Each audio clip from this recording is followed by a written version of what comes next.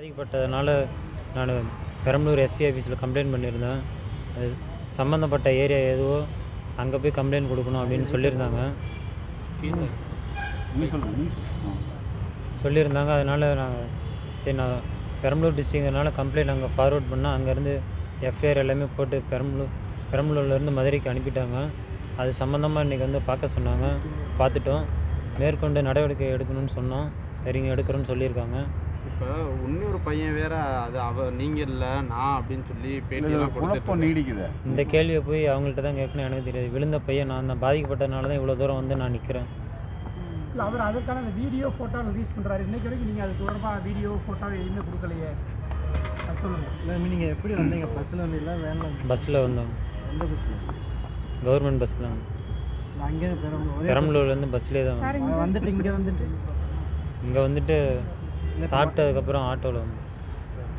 இல்லை, அங்கே பாரபத்திக்கு எப்படி தான் இல்லைப்பா, அன்னைக்கு மாநாடுக்கு எப்படி வந்தீங்கன்னு கேட்குறாங்க. இன்னைக்கு மாநாடு இல்லைப்பா இல்லை இங்கே எப்படி இன்னைக்கு இல்லைப்பா அன்னைக்கு எப்படி போனீங்க? மாநாட்டு அன்றைக்கி அரியலூரில் விடியகாலம் 3 மணிக்கு ட்ரெயின் ஏறி திருச்சி வந்துட்டு திருச்சியிலேருந்து அத்தோலியா ட்ரெயினில் ஏறி மதுரை வந்துட்டு மதுரையிலேருந்து பெரியார் பஸ் ஸ்டாண்ட்லேருந்து மாநாட்டுக்கு போயிட்டோம். எப்படி போனீங்க? பெரியார் பஸ் ஸ்டாண்ட்லேருந்து காரியாப்பட்டி பஸ் ஏறி 76ஆம் நம்பர் பஸ் ஏறி மாநாட்டு திடல்கிட்டே போய் இறங்கிட்டோம். அங்கே நிர்வாகிகள் கூட்டு வரல, இல்லை நான் இண்டிவிஜுவலாக தான் வந்தேன். இல்லைப்பா, உங்கள்கிட்ட புஷியானந்த் தரப்பில் எதுவும் பேசுகிறாங்க? புஷியானந்த் உங்கள் தரப்புல எதுவும் பேசுகிறாங்களா? உங்களை எதுவும் மிரட்டுறாங்களா? கட்சியிலேருந்து எதுவும் பேசுனாங்களா? இன்ன வரைக்கும் யாரும் எதுவும் என்கிட்ட பேசல. ஆனால் த்ரெட்டன் கால்ஸ் நிறையா வந்துகிட்டு இருக்குது. என்ன யார் பண்ணுறாங்க? நிறைய நம்பர்லேருந்து வந்துட்டுருக்கு. யாருன்னு என்ன சொல்கிறாங்க ஃபோனில்? இல்லை, உங்கள்கிட்ட என்ன சொல்கிறாங்க? ஏன் கம்ப்ளைண்ட் கொடுத்தேன்னு கேட்குறாங்கன்னா? எனக்கு சொல்கிறவங்க பொய்ன்னு சொன்னாங்கன்னா எனக்கு 2-3 நாளாக இவ்வளோ ஃபோன் கால்ஸ் வரணும்னு எனக்கு எந்த ஒரு அவசியமும் இல்லை. இதுமாரி தலைமைச் செயலகத்திலேருந்து உங்கள்கிட்ட பேச சொன்னாங்க. என்ன நடந்துச்சு ஏதுன்னு கேட்டாங்க. எதுக்கு அம்மா இப்படி பொய்யான தகவலை கொடுத்துருக்காங்க அப்படின்னு சொன்னாங்க. எங்கேருந்து பேசுனாங்க? கட்சியிலேருந்து பேசுனாங்களா? கட்சியிலேருந்து பேசல, எனக்கு கான்ஃபரன்ஸ் கால் போட்டு பேசியிருந்தாங்க. கட்சியில் எந்த தாவேக்காலேருந்து பேசுனாங்க? தாவேக்காலேருந்து தான் பேசினாங்க. வேறு யாரெல்லாம் பேசுனாங்க? இல்லைப்பா, பொதுவாக மிரட்டல் வந்து தாங்க வாபஸ் கம்ப்ளைண்ட் வாபஸ். உனக்கு யாரடா போய் கம்ப்ளைண்ட் கொடுக்க சொன்னது அப்படின்னு சொன்னாங்க. அது உனக்கு தேவையில்லாத விஷயம். நான் என்ன ஃபேஸ் ஃபேஸ் பண்ணிக்கிறேன். ஃபஸ்ட்டு ஃபோனை வச்சுருங்க அப்படின்னு கட் பண்ணிட்டேன். இப்போ என்ன விஷயம்னா, அவர் ஒரு ஒய்பிரிவு பாதுகாப்பில் இருக்கிற ஒருத்தர். நீ அத்துமீறி ரேம்பில் மேலே ஏறி அவரை போய் இது பதிலுக்கு அவங்க கேஸ் கொடுத்தாங்கன்னா அந்த விளைவில் நீங்கள் சந்திப்பீங்க. அவங்க என்ன சொல்லுவாங்க? இவர் தாக்க வந்தாருன்னா என்ன பண்ணுவீங்க? நான் அவரோட ரசிகராக ஒரு ஆர்வத்தில் பார்க்க போனேன் தவிர மற்றபடி எந்த உள்நோக்கத்தோடு நான் எதுவும் போய் நீங்கள் கம்ப்ளைண்ட் கொடுக்குறீங்களா? பாதிக்கப்பட்டதுனால நான் கொடுக்குறேன். நான் அப்பா இல்லாமல் அம்மா வச்சுட்டு ஓலை குடிச்சில் தான் நான் குடியிருக்கிறேன். விஷயம் எல்லாத்தையும் தெரிஞ்சதுக்கப்புறம் அப்புறம் மேற்கொண்டு நடவடிக்கை எடுக்கணும்னு அப்புறம் வந்தாச்சு. என்ன எதிர்பார்க்குறீங்க? நான் எதுவும் எதிர்பார்க்கல. இதுக்கு மேலே மேற்கொண்டு இதுமாரி எதுவும் நடக்கக்கூடாது. எனக்கு நீதி வேணுங்கிற வேறு ஒன்றும் கிடையாது. இல்லை பிரதர், இப்போ பவுன்சர் தள்ளி விட்டு தான் நீங்கள் சொல்கிறீங்க இல்லையா? ஆனால் அந்த வீடியோவில் பார்க்கும்போது நீங்கள் அந்த கம்பியை தூங்கிட்டு நிற்கிற மாதிரி தான் இருக்குது. அது எப்படி தள்ளி விட்ட மாதிரி ஆகும்? தூக்கி வீசினால தான் நான் கம்பியை பிடிச்சிக்கிட்டு தொங்குறேன். இல்லை, இப்போ கிரீஸ்லாம் போட்டாங்கல்ல, ஏறக்கூடாது. அதெல்லாம் தடுப்பு நடவடிக்கை தானே. அதை மீறி தெரியல. கிரீஸ் போட்டுருவாங்களா என்னன்னு அது தெரியல. பிளாக் கலரில் பெயிண்ட் மாதிரி அடிச்சிருந்தாங்க, அவ்வளோதான். இப்போ வேறு கட்சியிலேருந்து பேசுனாங்களா அவங்ககிட்ட? இல்லை, என்கிட்ட எந்த கட்சியிலேருந்து யாரும் எனக்கு ஃபோன் பண்ணி எதுவும் பேச கிடையாது. எந்த பின்பலமும் நான் இல்லை. நானும் அம்மா பாட்டி மட்டும்தான் வீட்டில் இருக்கிறோம். அப்பா யாரும் எதுவும் கிடையாது.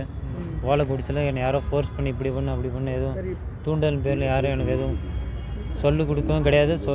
இப்படி சொல்லி செய்யணும்னு சொல்ல கிடையாது. இதோட ஆஃப் பண்ணிக்கோங்க. பண்ணி கால் பண்ண தான் சொன்னீங்க. அது யார் பண்ணியிருக்கா கால்? அது யாருன்னு தெரியும். இல்லை, இந்த தலைமை கழகத்திலேருந்து யாரோ பேசினதா சொன்னீங்கல்ல நீங்கள், தாவேக்காலர். அது யார் பேசுகிறாங்க? இல்லை, அந்த தாவேக்கா இல்லை ஒரு நிமிஷம். அந்த தாவேக்கா கேஸ் போட்டால் நீங்கள் ஃபேஸ் பண்ணிடுவீங்களா அவங்க கேஸ்? ஏன்னா அப்படி தான் சொல்லிட்டு இருக்காங்க. உங்கள் மேலே உங்கள் மேலே வழக்கு போடுறதுக்கான வாய்ப்பு இருக்குன்னு சொல்கிறாங்க. அப்படி வாய்ப்பு இருந்தால் நான் ஃபேஸ் பண்ணிக்கிறேன். ஓகே தம்பி, அன்னைக்கு இந்த மாநாடு நடந்த அன்னைக்கு ரயில்வே ஜங்ஷன்லேருந்து போனீங்கல்ல, அங்கே ரொம்ப ஏர்லியராகவே போயிட்டீங்களா? நான் ஏர்லியராகவே போயிட்டேன். எத்தனை மணிக்கு பேசுனாங்க? ட்ரெயினில் 3 மணி ட்ரெயின் போயிட்டேன். குருவாயூர் எக்ஸ்பிரஸ். இங்கே இந்த காரியாபட்டிக்கு பஸ் போனீங்களா? அது எத்தனை மணிக்கு பேசுங்க? காலையில் மாநாடு எத்தனை மணிக்கு வந்தீங்கன்ற பஸ்ஸில் இருந்து 9 மணிக்குள்ளே ரீச் ஆகிட்டோம். காரியாபட்டி 76ஆம் நம்பர் பஸ்ஸில் ஏறி போய் மாநாடு ரீச் ஆகிட்டோம். மாநாட்டுக்கு பஸ் உள்ள விடலை காலையில். பஸ்ஸு போச்சு, அதை நீங்கள் கேட்டு தெரிஞ்சுக்கோங்க. இங்கே பஸ் 76ஆம் நம்பர் பஸ் நடந்து போங்கன்னு சொல்லிக்கிட்டு இருந்தாங்க. பஸ்ஸு போச்சு. எத்தனை மணிக்கு? நாங்கள் ஒரு மார்னிங் ஏறினா அங்கே 9 மணிக்குள்ளே ரீச் ஆகிட்டோம். திடலுக்கு முன்னாடியே ரொம்ப டிராஃபிக்காக இருந்துச்சு. திடலுக்கு முன்னாடியே இறங்கி நான் நடந்து நான் திடல்லேருந்து ஒரு 1 கிலோமீட்டர் அவ்வளோ. இப்போ பிரதர் நீங்கள் சொல்கிற மாதிரி பார்த்தீங்கன்னா அந்தோதய ட்ரெயின் வந்து மதுரைக்கு 9 மணிக்கு தான் ரீச் ஆகுது. நீங்கள் 9 மணிக்கு மாநாட்டத்தில் ரீச் ஆனால் தான் சொல்கிறீங்க. அது எப்படி கணக்கு எனக்கு புரியல. இதோட ஆஃப் பண்ணிக்கோங்க, நான் எதுவும் பேச விரும்புகிறேன்.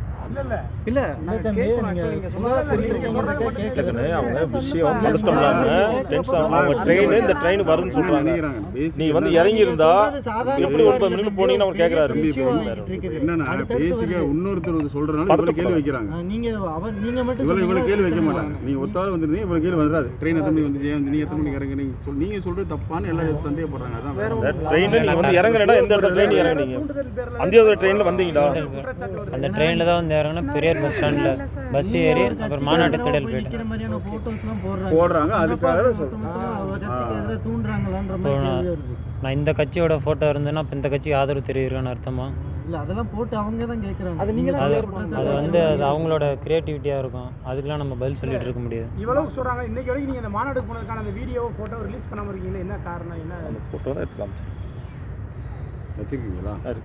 நீங்கள் எடுத்த ஃபோட்டோ காட்டுங்க. மாநாடு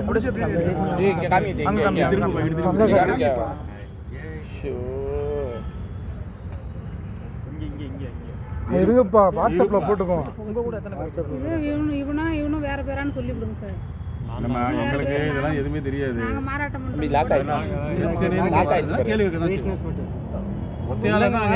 இப்போ ஒரு ஆள் உங்க மேலே குற்றச்சாட்டு வைக்கலன்னா அவங்க என்ன சொல்கிறாங்க, நீங்கள் வந்து மாற்றி மாற்றி ஆலோசி பண்ணுறீங்கன்னா அவங்க சொல்லுவாங்க. நாங்களே விஜய் ரசிகர் தான் சார். நாங்கள் ஏன் சார் விஜய் ரசிகர் விஜய் ரசிகர் அந்த இதில் இருக்க 4 பேர் 4 விஜய் ரசிகர் தான் இருப்பாங்க. அது இந்த 100 கேள்வி கேட்குறாங்க. ஓகேவா? சொல்லுங்கம்மா, என்ன நடந்துச்சு? நான் பெரம்பலூர் மாவட்டம் குன்னம் தாலுக்கா பெரியம்மாபாளையம்.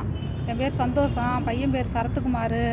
எங்கள் பையன் இப்போ வியாழக்கிழமை நைட்டு அம்மா நான் இது மாதிரி இன்டர்வியூக்கு போகிறேன் திருச்சிக்கு அப்படின்னு சொன்னான். இப்போ மாநாட்டுக்கு போகிறேன்னா இல்லைம்மா அப்படின்னு மாநாட்டுக்கு போகிறதே போய் சொல்லிவிட்டு தான் எங்கள் பையன் போனான். அதனால் திரும்ப இது மாதிரி வீந்து போயிட்டான் அப்படின்னு வீடியோவில் வந்ததும் யாருப்பான்னு மறுநாள் காலையில் சனிக்கிழமையாக தான் இருக்கும்னு நினைக்கிறேன். எனக்கு அது புரியல. சனிக்கிழமையாக தான் இருக்கும். காலையில் இது யாருப்பா அப்படின்னு கேட்குறேன்.